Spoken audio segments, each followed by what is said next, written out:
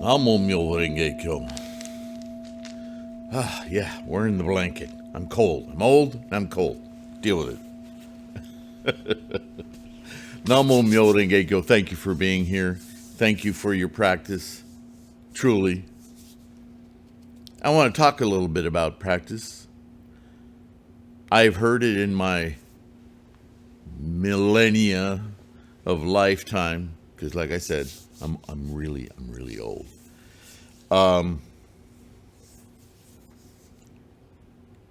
There's so many opinions out there, different sects, different groups, blah blah blah. I've talked about it before. I don't want to get it, but I want to address one thing, and I think it's a question that comes up for all of us. It has in the past, if not now. It seems really obvious when you study Nichiren's Gosho. I mean, we have hundreds of videos on his writings on this channel. The consistency, right? And this goes all the way back to Shakyamuni. The consistency of practice. Practice, practice, practice. And your attitude and intent, right? Be committed. I'm doing this because I'm making it happen, not because, oh, this is a thing I do so I can call myself a this or a that, and I can keep a pretty room to, and impress my friends that, oh, wow. It's not fashionable to be Buddhist. And even if it were, do we care? All right, I'll get back on topic. Why do we chant every day? Why do we chant all day? Why do we, right? And you hear rumors of, well, those people, they chant once a month and they think you chant too much. I've heard things like that. Maybe not in that voice, but. And then I read Nichiren talking about, I'm living every moment of every day in Myoho Renge Kyo. And I'm like, isn't that the goal? Don't we want to be enlightened all the time? No. Just between 6 and 7 a.m. And then after that, we can be the heinous sloth that we... No. We all want enlightenment. Why bother if you're not going to desire to be that? Why play at Buddhism? This is life and death stuff. Birth, death, every moment, yeah? So, stupid question. But what I wanted to say about it, which I could have started this video with, but, economy of words, not my strength. I'm in a weird, punchy mood this morning, so apologize if I seem a little off-putting. But I do have a point to make. I was listening to a professor of philosophy. Don't go away. She was making some really good points, and I thought they applied to our Buddhist practice really, really well. And she was pointing out that when you're studying, as we are, and you're reading text, especially philosophy text. Well, Buddhism has philosophy text, right? Two main points that I'm going to talk about, and not all the points because, right? First of all, with philosophy, as in many things in life, you have to read an entire chunk of thought before you can assume or endeavor to understand the arc of an argument, of a point, and you're listening to me, so you know this. You can't just stop a third of the way through a video of mine and think you know what I was talking about.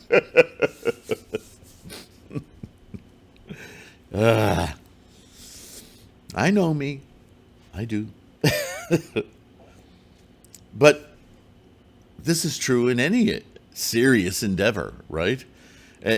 Even in casual conversation, how many times we live in an era of constant distraction. So the idea to stay focused on anything for an arc of time so that we can, oh, I see what all of that context was about, right? We can't measure knowledge in bytes.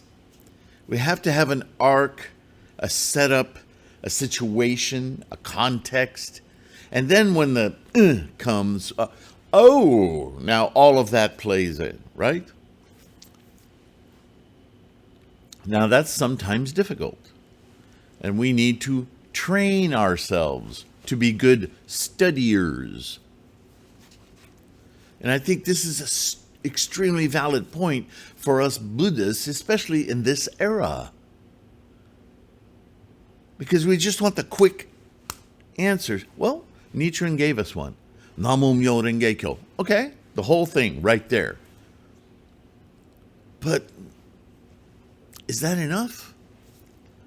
Because our mind wanders? Do you ever think, okay, so I've done 140,000 of those this morning. Well, because you don't have the breadth, the supporting context of what it is you're actually doing when you, that simple method of Namo Myoho Renge Kyo, if you understood the entirety, the largesse of what you're committing to, invoking, making happen now with that simple act, oh my, it becomes much more meaningful, right? So what she was saying was, we have to, with our human minds, do like athletes do, like a runner. She was using the example of a runner. When you run a marathon, there are several times on your way to the end of the marathon where your body goes, you know what? I'm out. I'm done. This is enough. Right? And as that marathon runner, you have to learn to go, okay, I hear you, but you got a lot more in you. Believe in yourself. Stopping, and then let's keep going, and you'll be surprised how much you have in the tank. And you keep going, and you go, man, I'm so glad I got over that hurdle. And I feel good. I can keep going. Until now. Now I'm fed up. Now I'm tired. And once again, you have to take that mental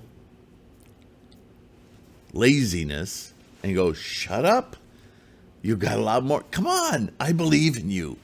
We can do this. Let's go.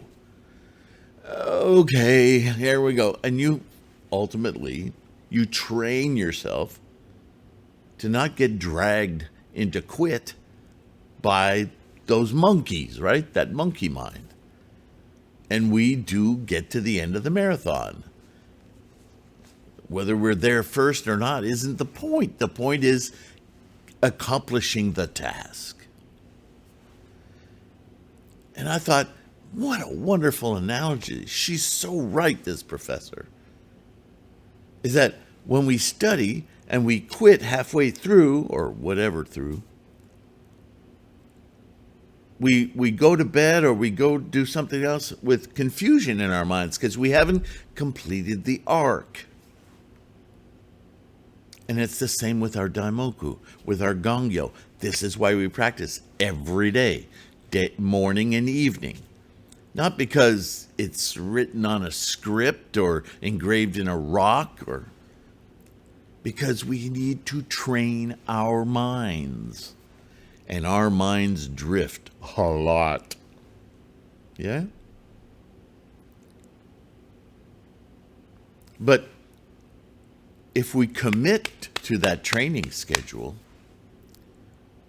then when we're not doing gongyo or chanting during the day, that reserve, that strength that we've built into our mind's perspicacity, good word, our Buddha-ness, it's close by.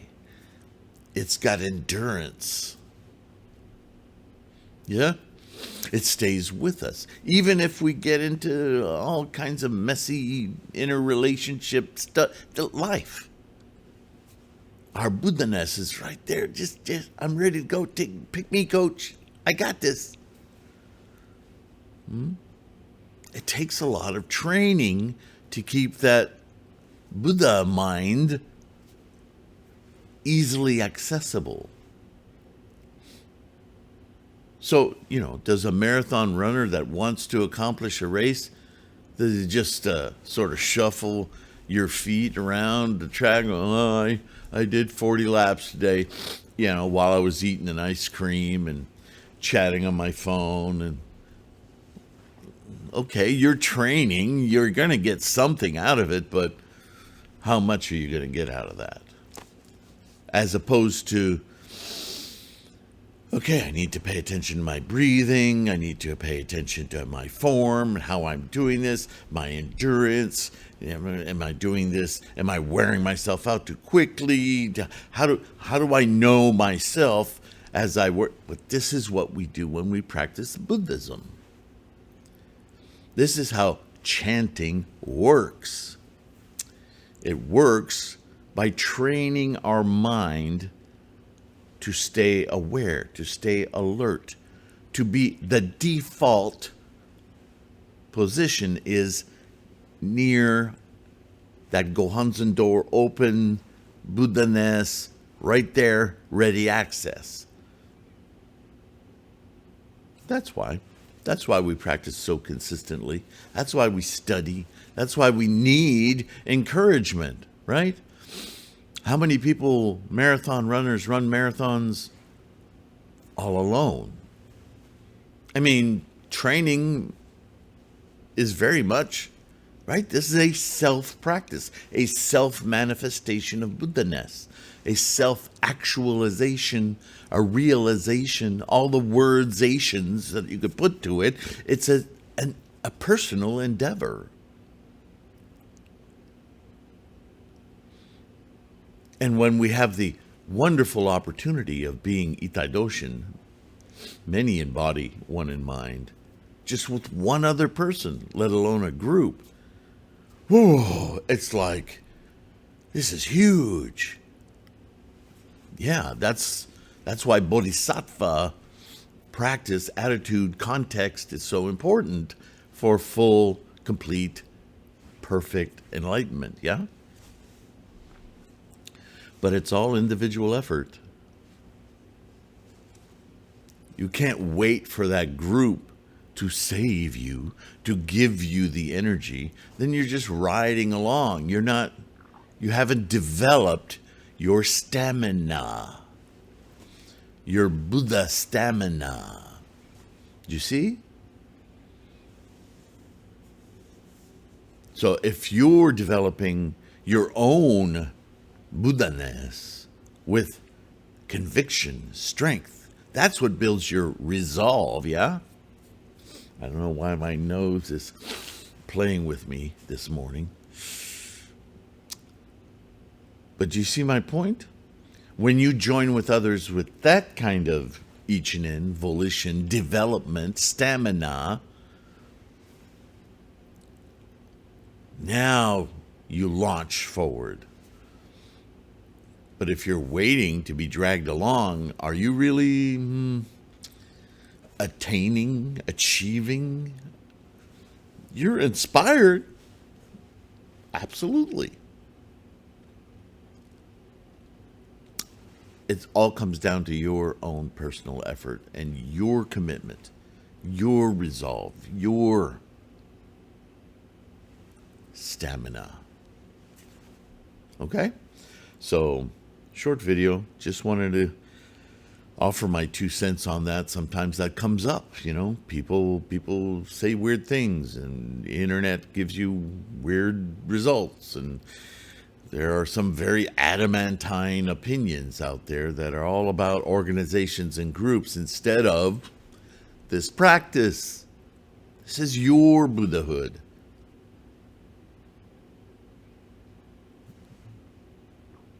You can share your Buddhahood with others. That's Bodhisattva. That's why we like and subscribe these videos. This is why if we want to support this channel, we go to the bookstore and see if there's something that we could use I like documents in hand. I don't like reading online. But there's a lot on offer at the bookstore, right? Or, a lot of free stuff on threefoldlotus.com. Get a proper mandala. Go to paypal.me/SifuSylvain. Give us a little money to pay the bills, keep us going. If you have that Ichinen, if you want to support that way, and you've already got all the books you need, then that's a very easy way. Send me a little money to pay the bills and keep this going, or do a recurring donation. It doesn't have to be a mint, but my point is, while you're thinking about it, do it. I know we like to put things off and then we never get to them. Life is so busy. So I encourage you to do it if it's on your mind at all, if you can. Otherwise, just liking and subscribing is a bodhisattva act because of the YouTube algorithms and all words.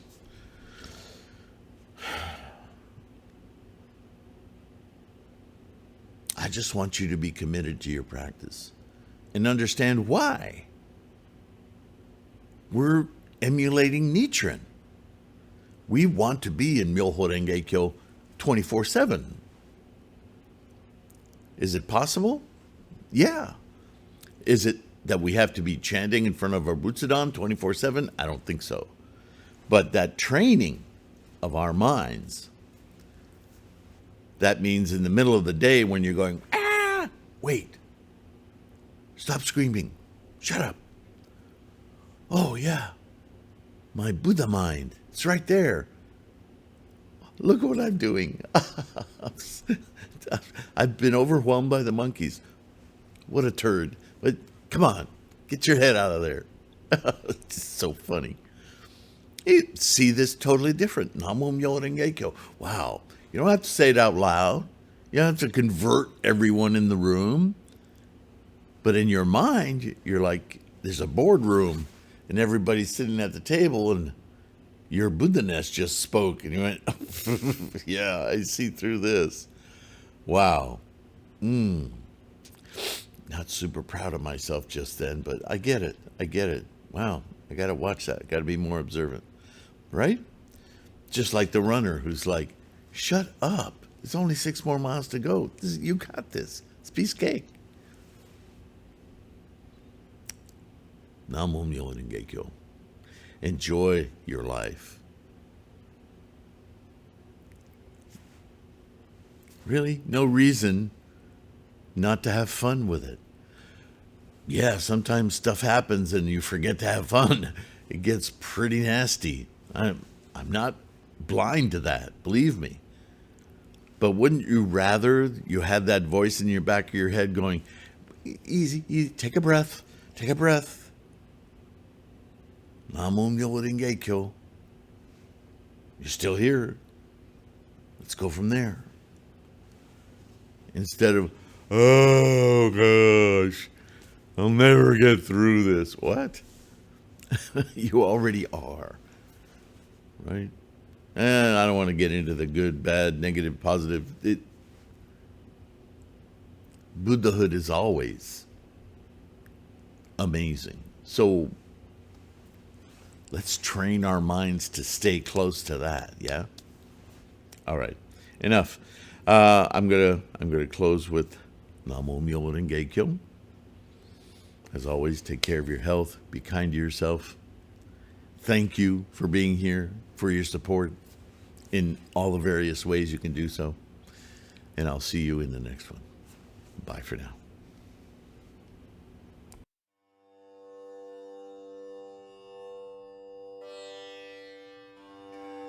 Yo.